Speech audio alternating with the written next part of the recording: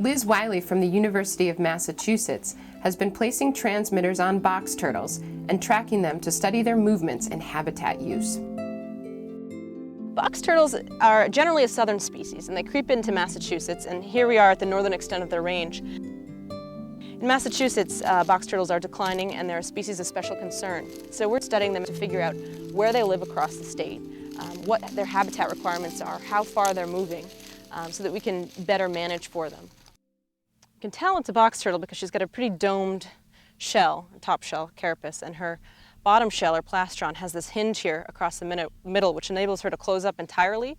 And so she can bring her legs and her head and her back legs into her shell and close up completely so that predators can't really get at her. So she closes up like a box, which is why we call her box turtle. And she's our only terrestrial turtle here in New England. But she's actually more closely related to some of our aquatic turtles, like the wood turtle and the painted turtle even, than she is to tortoises. So she's in fact a turtle. And you can also tell the age of the turtle. You can count the annuli on the shell to determine how old they are.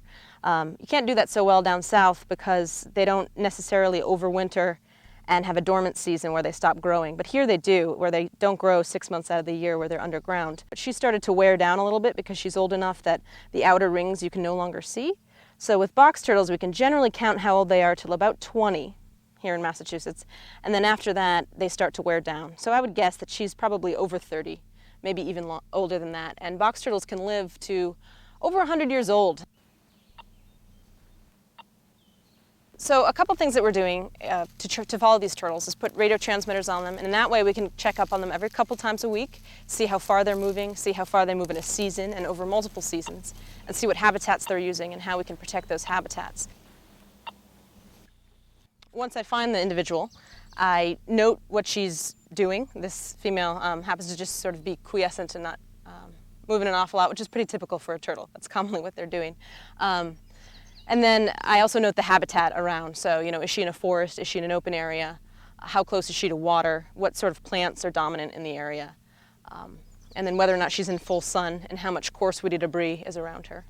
And then I also take a GPS point. So this GPS receiver is just tracking the satellites above us and can tell us to within 5 meters where we are on the landscape. And so I take a point at each turtle and then go and download all those points into the computer and can get a sense of where the turtle's been throughout the course of the year. The other thing that we do to get a finer scale movement is to put on thread bobbins. So what I'm going to do is put a bobbin on her, and so this is a thread bobbin. It's a reverse spool bobbin, and take some duct tape, and we try to use brown to have it blend in as much as possible, and just tape it onto her shell like this, and that way it'll fall off if she gets stuck around anything, and she'll leave a thread trail wherever she goes.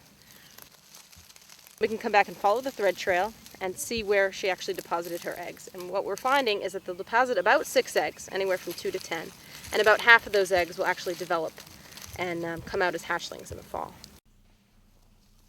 So they have to go through 12 years until they can actually lay a single clutch, and then they go on to produce maybe until they're 80 or even older, which over the long term evolutionarily worked pretty well, because you can compensate for having a low fecundity if you're living a very long time. But as soon as you start picking adults off from the populations start to crash. So if you're developing habitat or running them over with the car, collecting them for the pet trade, and with some species collecting them for the food trade, suddenly the populations just aren't doing quite as well.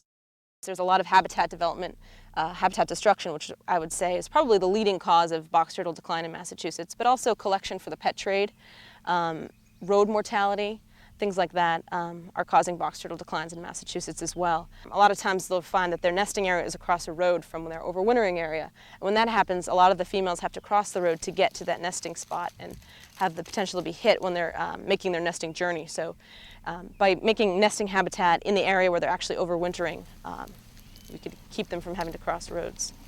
But a lot of times they'll come to people's backyards and into fields and things like that that people are maintaining. And if you're mowing those during the active season, then you have a potential to hit and run over and to kill box turtles that might be living in that habitat behind your house or in your field. So if you can hold off and mow, in the late season, in the dormant season, you'll help not only box turtles but also breeding birds and other reptiles and amphibians that might be living in those areas, and mammals as well.